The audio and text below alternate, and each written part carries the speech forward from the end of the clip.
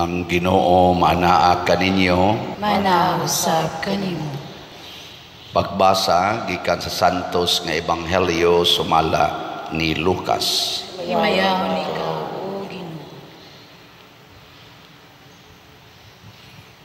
Usa sa mga tao nga nagtambong sa kan-anan nakadungog niini ug miingon siya kang Hesus, bulahan kadtong makatambong sa kan-anan didto sa gingharian sa Dios. Si Jesus miingon kaniya, may tao nga naghimog dakong kumbira ug daghang mga tao ang iyang gidapit. Sa pag-abot na sa adlaw sa kumbira, iyang gipadala ang iyang sulugoon aron pagpahibalo sa mga dinapit nga andam na ang tanan, apan na malibad ang tagsa-tagsa kanila. Ang una miingon sa sulugoon, nakapalit ako giyuta o kinahanglan nga susihon ko kini, kinahanglan or pasaylua nga dili ako makatambong. Ang ikaduha miingon, nakapalit ako 5 kaparisan nga baka ug paingon ako ngadto aron sulayan sila. Busa pasaylua nga dili ako makatambong. Ug ang ikatulo miingon, bag-o pa akong gikasal, busa dili ako makatambong. Tungod niini mipauli ang sulugoon o gisuginlan niya sa tanan ang iyang agalon. Labihang sukua sa iyang agalon og miingon sa sulugoon, lakaw pagdali ngadto sa mga kadalanan ug kasuok-suokan sa lungsod ug dad-anganhi ang mga kabos, ang mga bakol, ang mga buta ug ang mga piang. Wala madugay miingon ang sulugoon, Sir, natuma na ang imong sugo apan may bakante pa. Busa ang agalon miingon sa sulugoon, lakaw ngadto sa kadalanan ug sa kasuok-suokan nga gawas sa lungsod ug paanhia ang mga tao aron mapuno ang akong balay. Sultihan ko kamo, walay usa ni adtong una kong gidapit nga makatilaw sa akong kumbira. Ang Ebanghelyo sa Ginoo. Dayon ikaw, O Kristo.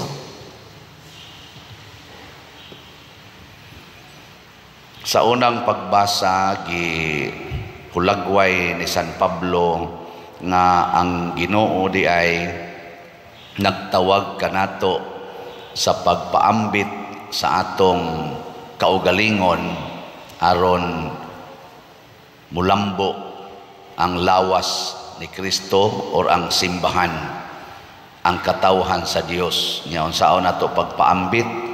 Ipaambit nato ang atong mga gasa nga nadawat, mga katakos sa mas pagtudlo, pagkanta, sa mas pagwali, pag-ayos mga masakiton, ipaambit. Gilingi ay mong tupad. Ingnaon sa imong talent. Matana ba? Unsay imong talent. Ay usahay ang atong talent anhiraman sad nato. Kusog kita mo kanta, anhara sa video okay. Ikaw ra say kanta. Nya ang imong silingan na disturbo na kay imong yung pakusgan og maayo ang inyong karaoke. Ayaw ipaambit sa mapuslanon na paagi sama aning misa, atong salmista, ang atong lektor, nya sa ato sang singer, nya ako sad wali sad ko, sakristan, alagad, kay matod pa diri og naa kay katakos pag alagad. Nyag naa sa kay kwarta panghatag, matod pa diri. Ihatag naway pagpangayo og bayad. Unya ikaduha, ato kunong trataron ang matag tao nga managsamara. Wala tay palabihon, wala tay special treatment. kinahanglan equal ang atong pagtagad sa matag tao. Dili nato tamayon ang uban, nya daygon ang uban, sawayon ang uban, o niya sigihan og daig ang uban. Sige ko no, lingiyay mong tupad ina di ka hinawayon. Ina ko no. Wa jud ka kapanaway. Kita ra ba mga hinawayon kay istanan. No. Nya diri sa ebanghelyo giingon ni Kristo diri nga nagkumbira ang Ginoo, nya doon na siya ay mga dinapit. Unang dinapit, ikaduhang dinapit, o ikatulong dinapit. Kamo, asa man mo nabilong kita, karon dinis misa, hain man ta nabilong sa unang dinapit, ikaduhang dinapit, o ikatulong dinapit. Wa mo kibaw. Ang unang dinapit, mga arang-arang to sila nga mga tao, mo tong nakapalit og baka, nakapangasawa, sa patong uban nilang gibuhat.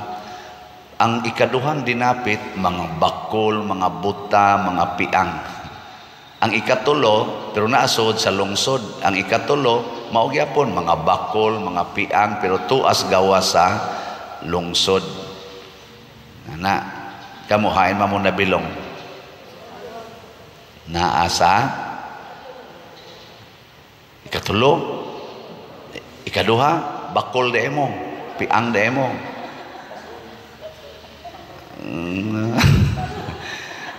Naata sa first, una dinapit.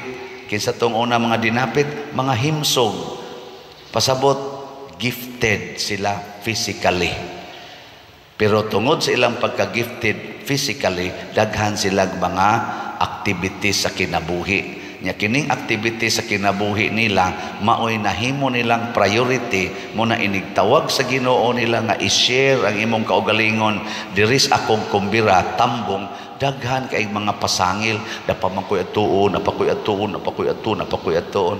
Di ba kanang ingon nakarosaryo baka kada adlaw nga daghan kay kog labhanan, daghan kay kog labhanan, daghan kay kog buluhaton sa opisina, kapoy na iguli din adyo ko kaampo, din adyo ko kasimba kay busy kay ko. Ano? Unay-una tan-awag maparalyze. No. Inig ka paralyze, wa na'y activity, gaagas ng laway, sige na lang rosaryo, sige rosaryo. Ang pasabot Ginoo, ayaw huwata nga mahimo kang paralyzed, mahimo kang buta, mahimo kang masakiton. Una pa ka magsigig rosaryo, magsigig anhig simbahan, ga wheelchair na halahikap anang mga ribulto, pa-blessings pare, pangumpisal kay di na ko katug, padir di na ko katug, mangumpisal ko kay basig para ni sa ko mga sala. Oh, kato di ang lagsik pa ka, katong may pa kay kamutog. Unsa may imong gibuhat? Sige tingali kag pakasaha. No, siging inom, siging inom ra basa ko. Siging inom, pagburot sa atay na anay kanang kuan, sakit, adi na mo inom, sige na sang simba, siging simba. Pero katong sa una, kamulay simba dia, kamulang dia.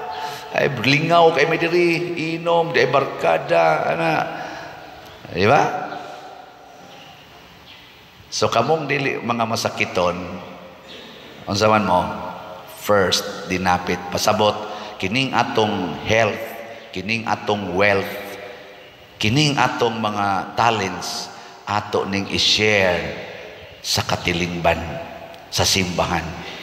Mauna nga kining atong pamaligyag slots din ang namalit ani, kasagaran gyud mga senior. Kana bang pre-departure? Nasa na uban mga lagsik og lawas malit ani, pero sagaran mga senior, nasa uban mga masakito, nagiusay ako pa der nanugo ra ko sa akong apo kay ga wheelchair naman ko, ako giding itampo, ako pa der stage 4 na bi ako cancer, nya mo palit gyud ko pa der ana bang makaingon na ta ba nga sa una akong kwarta sige lang akong spend dire, karon ako na gining ipaambit sa simbahan na gani uban hapit na mamatay unya naapagi say dawatonon nga senior citizen nga allowance kuhaan gina niya kay ipalit yung slot dinhi. Nindot kayo. Pero kamong mga lagsik og lawas, kamong naay mga negosyo, kamong mga daghan pa kay kwarta, kusog pa kay mo negosyo, namalit mo slot. Nang donate mo sa simbahan.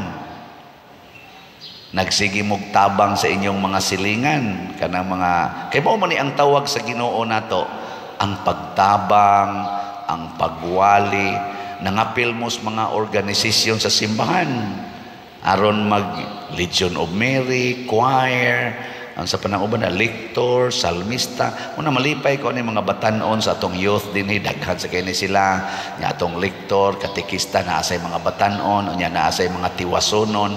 Nang nindo tan-awon ba? Nindo tan-awon nga naay mga batanon mutabang hasta gani ato mga bata dinhi, kani ato mga sasing boys, mga hidayon, manglimpyo, nana. Nindot. Ambot ka nang nango sa minister baka na kanang nas imong loyo brad ba? Minister. Ato na pabalhinon diri speakers ato kuan alidong ari balhinon speakers. Ari manguta mo lingko diri ako lang gihangyo kaning duha ka lingkuranan ra kulom kay para di kita maglagyo. Okay. Nya diha minister na diha kilid sa daily mass na siya aron di kita magkatag ngano man. Anong nihangyo man ko aning di ta magkatag, lingkod kita atubangan, dol-dool ta. Ngano man, aron atong ipakita nga nitambong ta sa kumbira. Mutambong gani kag kumbira, maghuot kita na. Usa ra may lugar sa paras kananan, huot yun. Asa ka mutambong kumbira nga porting lagyo kasagaran yung kumbira, huot kita, sinikhanay pamangani na inikaon. Na magsik kita dita maglagyo kay mura tag wa mo tambong mura tag nananaw kamo lang diha ari lang ko diri no so karon di ay ang atong buhaton ato yung ipaambit samtang ligon pata samtang baskog pata ayaw paghuwat nga mabilong katong ikaduhang dinapit katubang wa nay gibuhat sa ilang balay galingkod na lang kay tungod masakiton disable na ayaw huwata una pata magsigi og ampo sige rosaryo muna akos una 12 pa lang akong edad apil na kos Legion of Mary mga 12 or 11 niya active na gyud hangtod gyud na apil na kos kapilya hangtod pagka mga 20 na akong edad active na kay ko sa simbahan hangtod gyud karon hapit na sa di masakit kay hapit naman mo sa isinta pero bahala na lang lagsik-lagsik pa man panagsara man mo pagaw bunga sa nis kabuangon aning kuan gusto sa kong mo paambit niya kay doon naman ko'y talent sa pag marketing pamaligyag slot na baligya tag slot holy pads ugma na lang ko mo final og report kay ato pang gi-account no pero definitely hurot na gitong 100,000 ka slots hurot na na atong pakpakan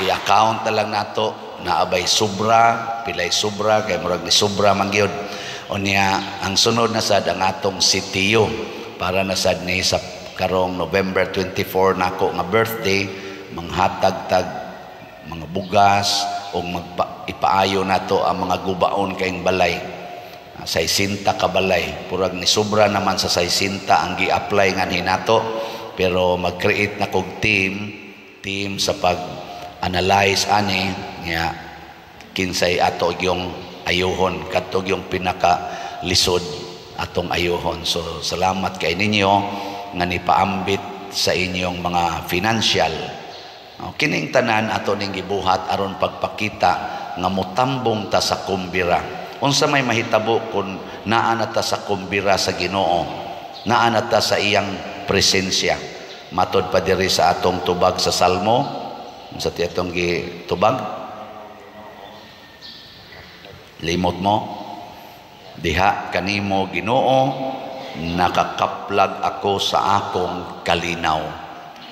Dili na ning gubat kung ang Israel ni paambit pa sa ilang mga grasya ngadto sa taga Gaza, Palestina, kung ang mga Hamas nagtraining pa sila aron pag-alagad sa mga Israelita, kung ang mga Russians nagtraining, nagpalambo silang kinabuhi aron pagpaambit og mga grasya ngadto sa Ukraine, og ang Ukraine mao say buhaton kung nag-inambitay patas mga grasya pagkamalinawon unta sa kalibutan. Pero unsa may gibuhat karon nila nga wa mag-imbitar sa Ginoo, mga himsog iglawas, gitrain pagmaayo, mga gwapo kaayo, mga gwapa kaayo nga mga military, unsay ilang gipaambit, mga bala, mga kanyon, mga missile, mga bomba, patay na. Sige, katapusang lingi sa imong tupad ning nasugod karon tagaan na tikag grasya. Sige na. Dili disgrasya, grasya. Ana, bisag unsaon pa natog lalis perti ng mga mayuhan nilang mo analyze aning nahitabo karos kalibutan na naglalis na ang mga intellectual people, pero mao gyapon ang gipaambit dili grasya, sinawayay, condemning each other. Grabe kay tanan, muhunong nakataani, maghigugmaay na ta, magrespetuhay matod pa sa unang pagbasa sulat ni San Pablo ngadto sa taga Roma, pagrespetuhay kamo, pag-alagaray kamo, pag inantusay kamo. Ana, manindog na ta.